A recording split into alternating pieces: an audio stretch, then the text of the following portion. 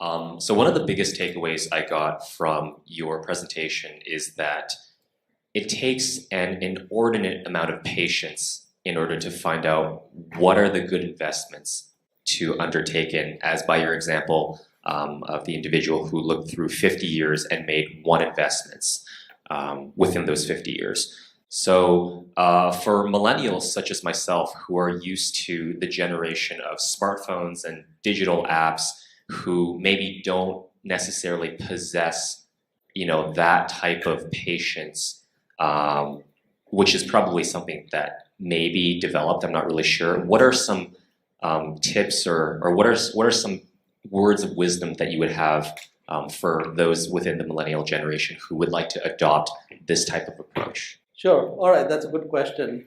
So what I would say is, I think investing is a great activity for a gentleman or lady of leisure, if you will.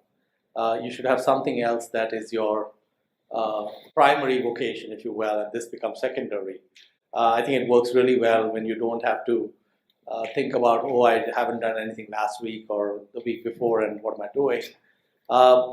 So one way you can skin that is you can get all the hyperactivity out of your system by being involved in fast-moving startups, for example.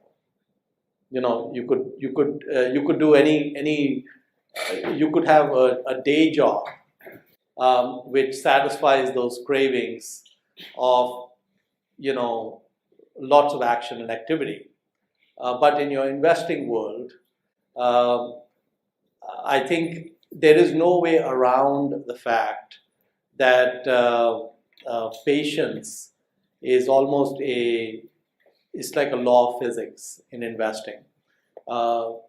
It's unlikely that one can develop a great track record as an investor if one is hyperactive. I think the two kind of don't jive with each other. There are periods of time when lots of investments become available or certain sectors become attractive and such. And there are many periods of time when there's not much to do. And so investing is a great activity if you have something else that takes away all your cravings for action. And it's very important I think it's a very important thing that if you're, it's also an activity that probably to some extent is probably, there's some genetic predisposition.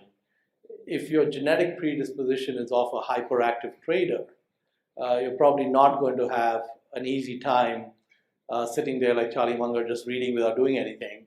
But if you're predisposed to just being a thoughtful person who doesn't particularly crave action, then I think it can be a huge positive. So it's not easy to be on this path.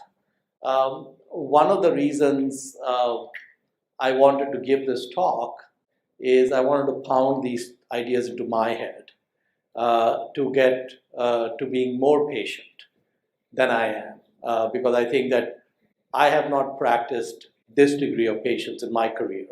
And I think if I were to be more patient, I think the results would be better.